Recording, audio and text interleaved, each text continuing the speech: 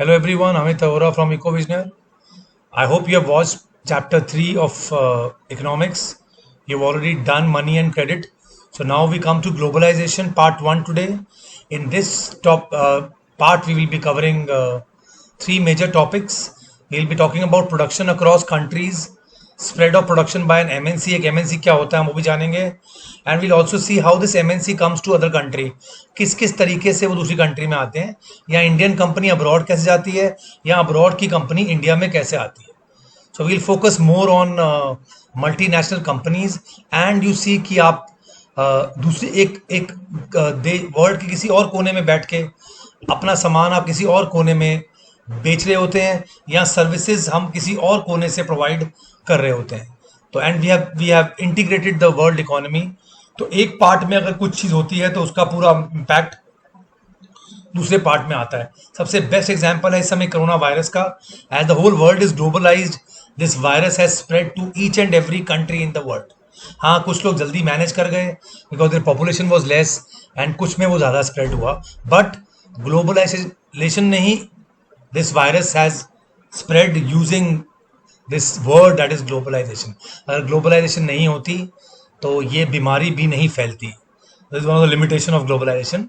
Students, just as a joke you can take it. It's a limitation of globalization, that this we have also got coronavirus as an impact of globalization. तो आज हम पहले start करेंगे with the first topic कि globalisation होता क्या है. Globalisation क्या होता है, व्हाट इज ग्लोबलाइजेशन. ग्लोबलाइजेशन बहुत इजी है. कंज्यूमर, आज का कंज्यूमर है, ही रिक्वायर्स, ही हैज़, उसे बहुत चॉइसेस करने की आदत है. उसके पास, उसको वाइड वैरायटी चाहिए हर चीज़ में. सो अभी आप किसी भी मार्केट में जाते हैं तो you see that there are so many brands available in the market. क्या वो सारे ब्रांड्स इंडियन हैं? क्या वो सारी प्राइवेट इंडियन कंपनीज हैं? नहीं, उसमें से बहुत सारी कंपनीज अब्रॉड की हैं. हम जो कार ड्राइव करते हैं, मैक्सिमम कार जो हम ड्राइव करते हैं और यहाँ रोड पे देखते हैं, क्या वो इंडियन कार्स हैं? और अगर वो इंडियन कार्स नहीं है तो वो इंडिया में कैसे चल रही हैं? So this is globalization. We have a South Korean car company Hyundai. We have a Japanese car company Honda, Toyota. हमारे पास चाइनीज कंपनी आ गई है MG, और भी बहुत सारी countries, German cars, of course Audi and other cars. तो ये India में कैसे चल रही हैं? So all are these are all because of the globalisation. ये सारी जो हमारी कंट्री में आई हैं वो किसकी वजह से आई हैं? ग्लोबलाइजेशन की वजह से. 91 से पहले ये कारें सिर्फ इम्पोर्ट होती थी. They were not here, they were imported from abroad. And उसमें बहुत एक्सपेंसिव था क्योंकि गवर्नमेंट ने बहुत सारी इम्पोर्ट टैरिफ ड्यूटीज लगाई हुई थी. तो एक कार जो 10 लाख की होती थी जर्मनी में, जब वो इंडिया में आती थी तो वो 30 lakhs की होती थी. So very few could afford. But today you can see that they are cheaper cars also. Suzuki, Honda, Hyundai, ये सब ब्रांड्स यहाँ पे ऑलरेडी अवेलेबल है. इनकी प्रोडक्शन एक्टिविटी इंडिया में भी हो रही है. तो हमारे पास आज वेराइटी ऑफ गुड्स इन्वॉल्व हैं, वैराइटी ऑफ गुड्स अवेलेबल है हमारे पास. और इन मैटर ऑफ दिस 25-30 ईयर्स पूरा इंडिया ट्रांसफॉर्म हो गया है. और ये किसकी वजह से ट्रांसफॉर्म हुआ है? वो है ग्लोबलाइजेशन की वजह से. The mobile phone in your hand, students, अगर आप ध्यान से देखें, जो मोबाइल फ़ोन आपके हाथ में है, या तो वो चाइनीज़ कंपनीज़ के हैं, या वो साउथ कोरियन कंपनीज़ के हैं, या वो एप्पल आईफोन है जो अमेरिकन है. तो बेसिकली आपके पास जो फ़ोन्स हैं वो एक बेस्ट एग्जांपल है ग्लोबलाइजेशन का.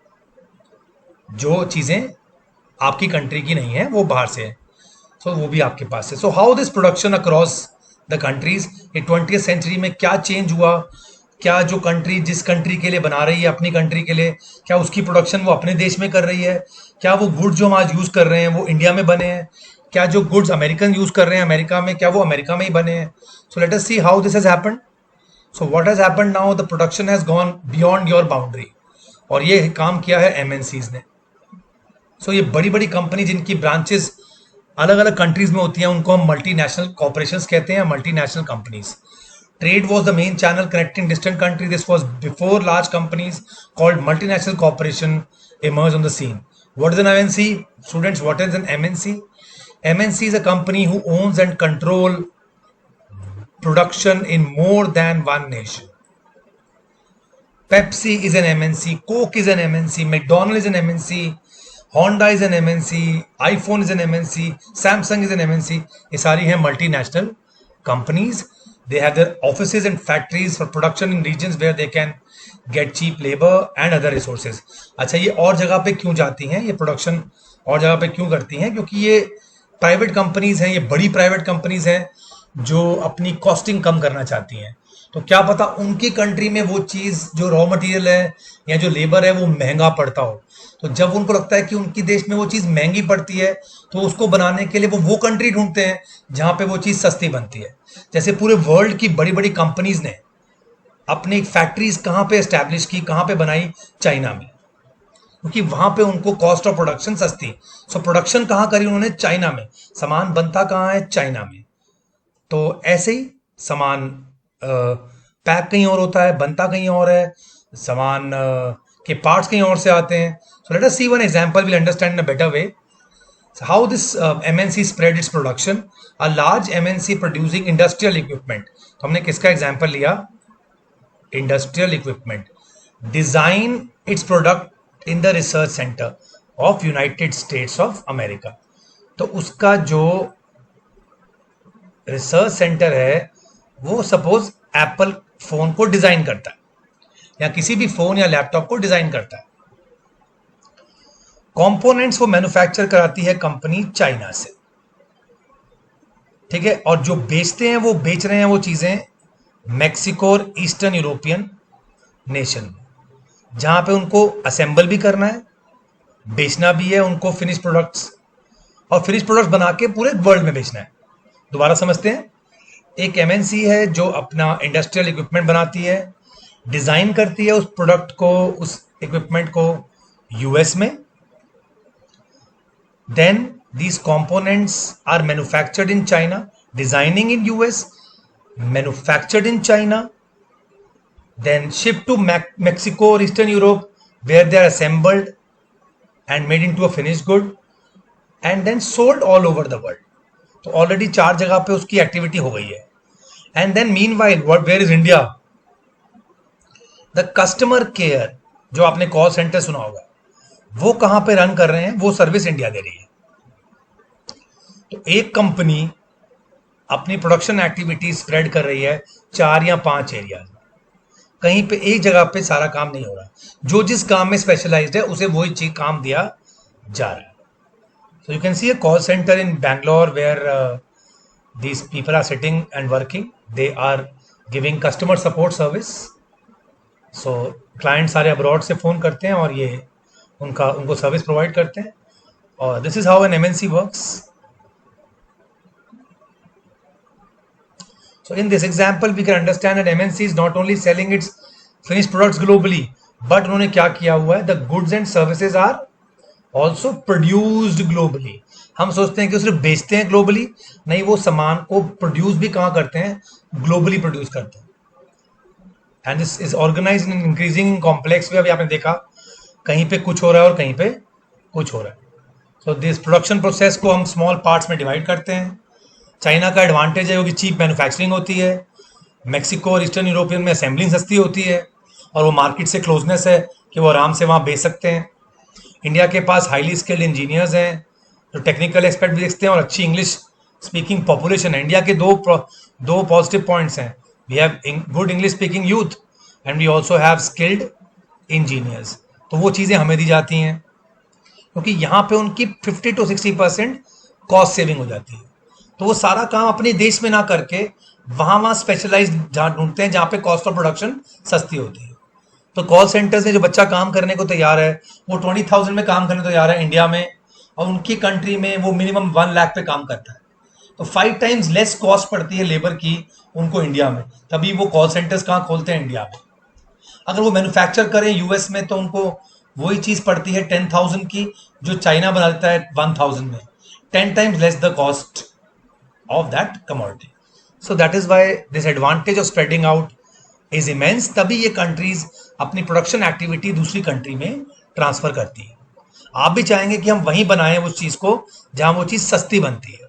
तो इनका मेन एमएनसी का मेन मोटिव तो यही है कि वो चीज वहां सस्ती बनती है। ऑफ कोर्स सेकंड मोटिव उनका है कि उनको नियरेस्ट मार्केट मिल जाती है वहां बेचने के लिए।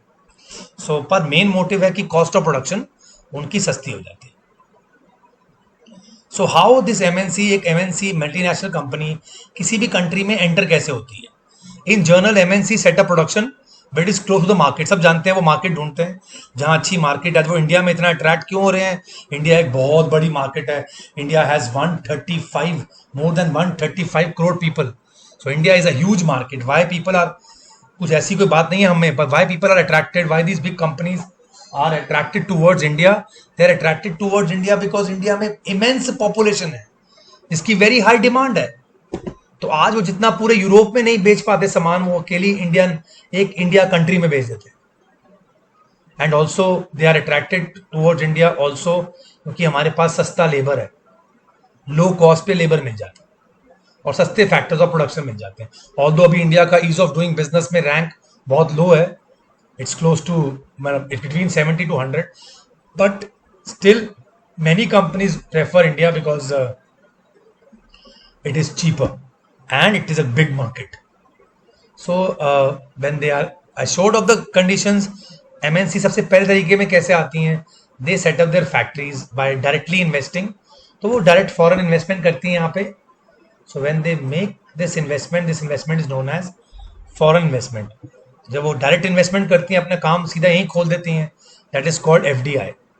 एज सैमसंग ने अभी नोएडा में एक factory 2 years back, it open a very big factory in Noida which is making lot of crores of phones are manufactured in that factory. So that is foreign direct investment. Samsung एक MNC है जो directly India में आ गई। And then at times MNC जब अकेले नहीं आ पाती है तो वो लोकल कंपनीज के साथ जॉइंट वेंचर करती है। तो सेकंड तरीका है वो जॉइंटली, जे मीन्स जॉइंट, वो जॉइंटली आ जाते हैं विद एनी अदर कंपनी जो ऑलरेडी इंडिया में एस्टैब्लिश है। सो फर्स्ट एमएनसी बड़ा इजी पड़ जाता है। MNC can provide the money for the additional investment and also they can bring latest technology with them. तो कितने बार टाइप्स होते हैं दो कंपनीज में, तो फटाफट एमएनसी, या तो देखो दो तरीके से एमएनसी हमने इस टॉपिक पे देखी। एक तो एमएनसी खुद अकेले आ गई डायरेक्टली इन्वेस्ट करके, लाइक सैमसंग डेड। पर कितनी बार होता है कि कंपनी डायरेक्टली नहीं आ पाती है तो वो किसी लोकल प्रोडक्ट प्रोड्यूसर के साथ हाथ मिलाती है और उसको फिर वो साथ में पैसे लेके आती है और साथ साथ उसको टेक्नोलॉजी दे देती है। और उसको ये फायदा होता है एमएनसी को कि उसको बनी बनाई मार्केट मिल जाती है। सो ऐसे ही Honda came with Hero, Hero की बनी बनाई मार्केट थी। So Hero Honda joint venture, Maruti Suzuki joint venture and many other, Ford with Mahindra, ये सब बहुत सारे जॉइंट वेंचर हैं जिसकी वजह से उनको मार्केट मिल जाती है बड़ी फॉरेन कंपनीज को, और हमें टेक्नोलॉजी और मनी मिल जाती है, इन्वेस्टमेंट। तो दोनों कंपनीज गेन करती हैं। पर थर्ड सबसे कॉमन वे है जिससे एक एमएनसी यहाँ पे आती है is actually to buy up the local company. आजकल बहुत लोकल ब्रांड्स को खरीदा जा रहा है। जैसे अभी रिसेंटली 1 year बैक वॉलमार्ट ने फ्लिपकार्ट को टेक ओवर कर लिया, बना बनाया उनको बिजनेस मिल गया। So they buy up the existing company. Many other companies also they buy up the small Indian companies. एक एग्जाम्पल हमारी बुक में दिया हुआ है, Cargill foods, a very large American MNC, has brought over smaller Indian companies such as Parak food. Parak Food had built a large marketing network in India. It was a very well reputed company. So also Parak Food had 4 oil refineries whose control has now been shifted to Cargill. So Cargill is now the largest producer of edible oil in India. वो 5 million pouches daily बनाते हैं। जो पहले park food था तो कारगिल की investment ज़्यादा हुआ, उसने इन्वेस्टमेंट करके इसको खरीद लिया, इस कंपनी को ही खरीद लिया। तो थर्ड वे एक एमएनसी कैसे आपकी कंट्री में आती है, वो आपकी कंट्री की कंपनी को ही खरीद लेती है, take over. So in fact many of the top MNCs have wealth exceeding the entire, but इतना पैसा होता है इन एमएनसीज के पास जो बड़ी बड़ी कंट्रियों की नेशनल इनकम से भी ज़्यादा होता है। So you can imagine the power. Amazon right now is 2 trillion in valuation. 2 trillion. एक इकोनॉमी होती है 2 trillion. It can be, it is more than many economies. एक अकेली अमेरिकन कंपनी एप्पल की, और इतने कैश रिजर्व्स हैं उनके पास, इतना उनकी वैल्यूएशन और प्रॉफिट है कि वो किसी भी कंपनी को बहुत इजीली इंडिया में खरीद सकते हैं या anywhere in the world. Fourth way where MNC can come and control the production is large MNC. They place order for production with small producers. Garment हो गया, फुटवेयर्स हो गया, स्पोर्ट्स आइटम हो गए। So large number of small producers on the world. So what they do, the products are supplied to the MNCs where they can sell these under their own brand names. बनवाते हैं, उनको अपना sticker चिपकाते हैं, हाँ specification बताते हैं कि इस क्वालिटी की बनानी है।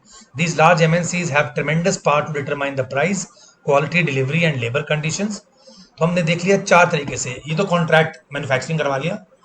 एक बार आई वाज जस्ट एक जगह पे मैं अपने डीलर से पूछा था, I was asking a Samsung dealer. तो हमने देखा कि वोल्टास की वॉशिंग मशीन और सैमसंग की ट्विन टब वॉशिंग मशीन बिल्कुल सेम थी। तो मुझे उसने बताया कि सैमसंग सिर्फ स्टिकर लगाता है ऊपर अपना, ये जो मशीन बनाते हैं वो वोल्टास वाले ही बनाते हैं सैमसंग के लिए। So products are produced by Indian companies. अब फुटबॉल बनेगी लुधियाना में और ऊपर स्टिकर लग जाएगा एक अमेरिकन फर्म का। So that way, this is also a very common way where an MNC comes to the other country. Thus we think there are a variety of ways an MNC can come. MNC किसी भी country में बहुत अलग अलग तरीके से आ सकती है। उनको 2 चीज़ें चाहिए होती हैं, अब आप समझ गए। They want 2 things. They want cheap या चीप लेबर, दे वांट मतलब आसानी से काम हो जाए, सस्ता काम हो जाए, फैक्ट्री तो प्रोडक्शन सस्ते मिल जाए उनको। And second, they want market, उनको मार्केट भी चाहिए। और वाकई इजीली लोकल कंपनी से कॉम्पीट कर जाती हैं क्योंकि उनका लेवल थोड़ा हाई होता है, उनका बजट थोड़ा हाई होता है। So production in these widely dispersed location are getting interlinked. हमारी वर्ल्ड इंटरलिंक हो रहा है, उसमें एमएनसी बहुत बड़ा रोल प्ले कर रही है। MNCs are playing a very very important role. एक एग्जांपल और है हमारे पास, फोर्ड मोटर जो एक अमेरिकन कंपनी है, one of the world largest automobile manufacturer. Production spread, थोड़ी सी पुरानी न्यूज़ है, over 26 countries of the world. Ford Motors came to India in 1995। उन्होंने 1700 करोड़ रुपए स्पेंड करके चेन्नई में बहुत बड़ा प्लांट लगाया with Mahindra and Mahindra, of course joint venture किया, और जीप और ट्रक्स मैन्युफैक्चर किए। By the year 2017 Ford 88,000 cars तो इंडिया में ही बेच रहा था, पर प्रोड्यूस और एक्सपोर्ट भी कर रहा था। while another 181,000 cars were exported from India. So they were produced, Ford cars were produced in India and sold in South Africa, Mexico, Brazil, USA. The company wants to develop Ford India as a component supplying base for other plants. तो ये बहुत बड़ा एक example है।